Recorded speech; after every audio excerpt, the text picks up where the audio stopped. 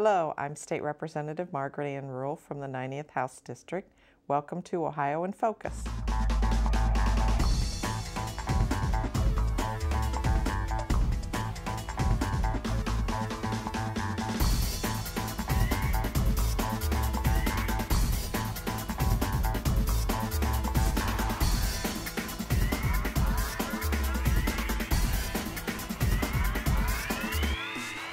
Hello and welcome to this edition of Ohio in Focus, a program that brings state government to you. I'm your host, Mike Ditto. We have with us today State Representative Margaret Ruhl, who serves the 90th House District, which includes Knox and Morrow counties as well as portions of Richland and Ashland counties. Representative, thanks for joining us. My pleasure. So you are on your second term in the Ohio House. You served one term in the minority, one term starting now in the majority.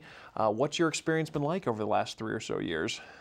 It's quite different. I was an elected official prior to becoming a state representative. It's hard to explain the big changes. It's kind of nice to be in the majority. What are some of the things that you've been working on this year? I know you've had some big projects and some big successes of things you've done for your district. Can you tell us a little bit about those? Oh, sure. We have been working on I-71, which goes through Morrow County. And for those people that travel that 71 north and south from Cleveland, realize that it goes from 6 lanes down to 4 lanes through that area.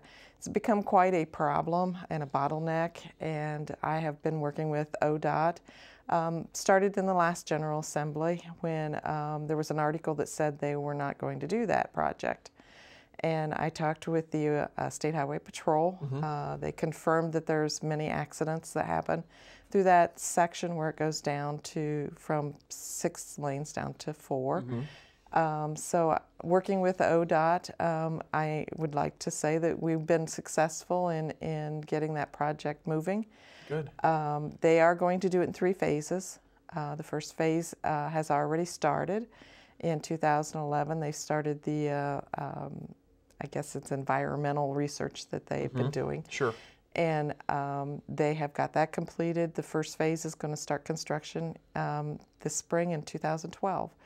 The first phase is from the Richland County line down about 10 miles into Morrow County. So you're going to see some construction starting there, and I think you're going to see a lot of people applauding that. They're going to be cursing it at first with the delays, but sure. We're real excited. It's been a bid, and I'm pleased that Kekosin Construction, which is located in my district in Fredericktown there, they have won the bid, the successful bidder. Oh, very good. So they will start that project as soon as possible. So it sounds like that'll be a nice expansion for the folks traveling basically through your district, but maybe all the way up to Cleveland and back to Columbus. So yes. When do they expect to be completed? 2016. Okay. They'll have the whole thing done. So like I said, it's in 3 phases. They're going to do it a third in each biennium. You've also been working on a project with the GM plant in the city of Ontario. Tell us a little bit about that. I have. Unfortunately, GM did pull out, the old GM pulled out of the city of Ontario. I have been working with the mayor up there and some of the council people. And actually Jobs Ohio has been starting to since we implemented them in 2011, we've been working with them and Department of Development, and we have a lot of interest in that building now. I just met with them in November, and they have about two companies for sure and a third company possibly looking at taking over that building. We are working with the trustee of the old GM, and it's ultimately their decision who they sell the property to. It's a nice building. It needs a lot of work. Although GM is keeping it up, they are keeping it heated. So the building is not in that bad a condition. So when we bring prospective business people in there, I think they're kind of impressed. Jobs and the economy have been really the 2 main issues that have been facing all Ohioans for a number of years now. Is that the #1 issue in the 90th House District? Oh, it definitely is. As we were talking about, the old GM plant took a major hit when they closed up. We've had a few smaller businesses that have closed up because of the economy. I am kind of proud, though, that Knox County has some good businesses that are looking at expanding and doing some hiring here in the near future.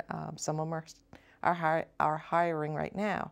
The problem that we're running into right now is getting the qualified employees to, there's certain technology that they want them to already know.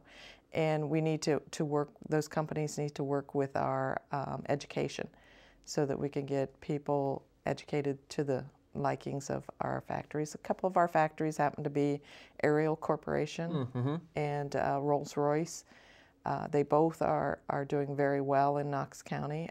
There's some smaller businesses. FT Precision in Fredericktown is looking at expanding.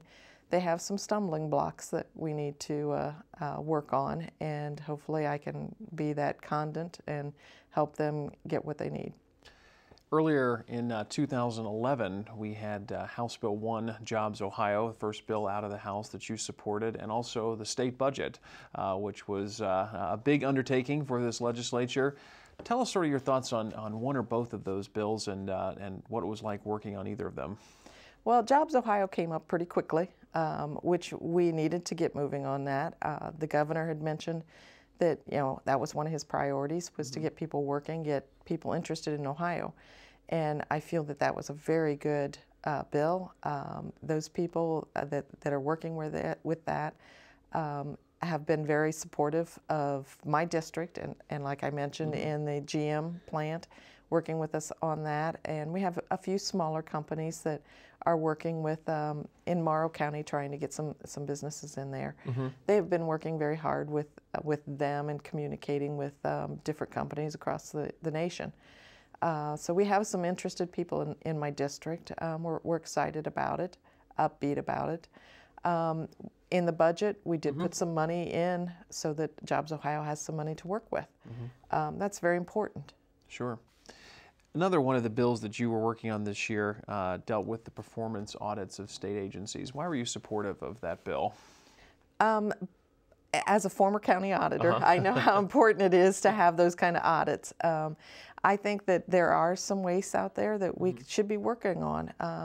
The best way to find out is do performance audits. So I was very supportive. I've known the auditor, Dave Yost, for quite some time. He was Delaware County Auditor when I first met him, and I was Knox County Auditor. So we got to know each other very well that way. And definitely coming with my background, I think that's a positive thing. Another bill this legislature worked on this year, in 2011, actually celebrated its 1-year anniversary since its inception this morning, the Common Sense Initiative Office with Lieutenant Governor Mary Taylor. Why were you supportive of that bill that created that office and those entities? Well, at first I thought, how do you legislate common sense? Right. It just didn't make sense. But, I'm glad I did support it.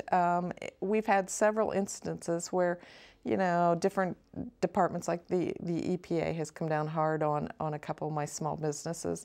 And, if you use a little bit of common sense, there's no reason for them to be so stringent on some of my smaller companies. One of them happens to be a little restaurant that had done some remodeling, and they came in and were really cracking down. The fire marshal was really cracking down on them on some small things.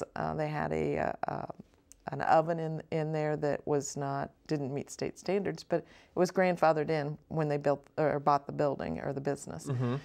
So the Common Sense Initiatives has helped them work their way through some of these problems. Early on in this General Assembly, you were able to pass a bill out of the House and the Senate, and ultimately to Governor Kasich, House Bill 64. Yes. Could you tell your constituents a little bit about that bill? Oh, definitely. It came out of actually Mount Vernon High School. They were experiencing a problem with their students that were coming in, and actually one student they really thought was dead, passed out in class, and the vitals were very, very low with shallow breathing and everything. Found out that they were smoking something called synthetic marijuana, or K2. We found out that was not illegal. The prosecutor said, I have nothing to prosecute these people on, so he said it's very harmful to our students. So I initiated the bill and to make K2 spice, illegal. Since the bill came out, then came bath salts. Right. And it's not the bath salts you use in your bathtub. It's a different kind. It's just a slang name for basically like an LSD type product.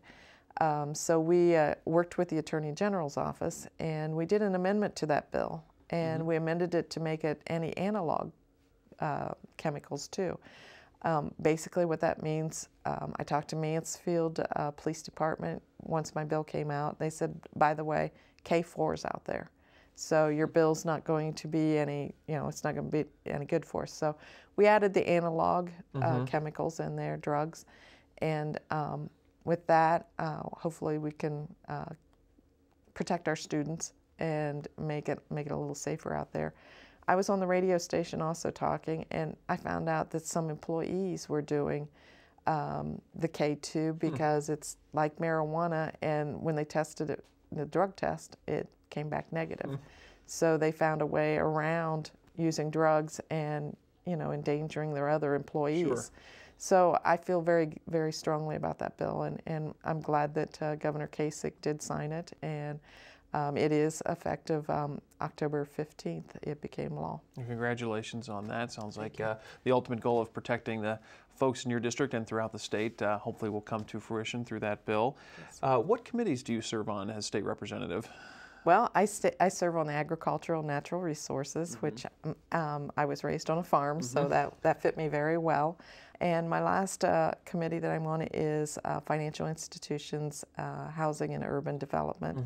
And I sit on our credit union board, which is a financial institution, and I also am chairman of our Metro Housing Board in Knox County. So that was very fitting for me to be on those committees. Sounds like you've got a varied background in a lot of different things there. You mentioned the Agriculture and Natural Resources Committee, and one of the bills that went through there last year was the House Bill 133 dealing with energy exploration on state lands. What did you think of that bill, and how will it affect your district? Well, I have, there is a couple state lands. We have Mohican, whatever it's called. State Park? Yeah, Mohican State Park out there. And, I had some concerns from some of my residents. But, the way I look at it, if we can be self-supporting and, allow them to do some drilling on our properties and use the profits from that to put back into our state parks, that'll make our state parks so much better. And it's not so reliant on taxpayer dollars. To me, it was a win-win situation. We also put in some laws that, you just can't come in and start drilling anywhere. They're not going to start drilling in the middle of a ball field. So we did put some safeguards in there. We've got a commission that's going to take a look at it. So I feel very strongly that we did the right thing. We've got a couple minutes left here, and I wanted to ask you what a typical day is like for you as a state representative. And maybe there is no typical day. That's very possible. There really isn't a typical day. And that was a hard adjustment from coming from a county auditor. You worked 8 to 5, 5 days a week. This job, I really don't have any set hours. I don't have any set days. I pretty much meet with constituents about any time. If they call, I'll set up appointments with them. A typical day, it's hard to say. I spend some days I spend down here in Columbus. I try to spend a lot of time in my district so that I'm familiar with what's going on in my district. People are more approachable, I think, to you when you're out there. I belong to several organizations, and people do come up to me and they always say, I hate to bother you, but I don't mind. I think that's part of the job. What do you enjoy most about the job? Meeting all the people and trying to help them as best I can. Well, Representative, we have your contact information on the screen for your constituents to contact you here at your Columbus office, and we really appreciate you joining us on the program today. And hopefully you'll come back maybe in 6 months or so, and we'll talk about what's happened in the General Assembly in 2012. Great. Very good. Thank you. Thanks again for being here, and we look forward to seeing you all again here next time on the next edition of Ohio in Focus, the program that brings state government to you. Thank you for joining us.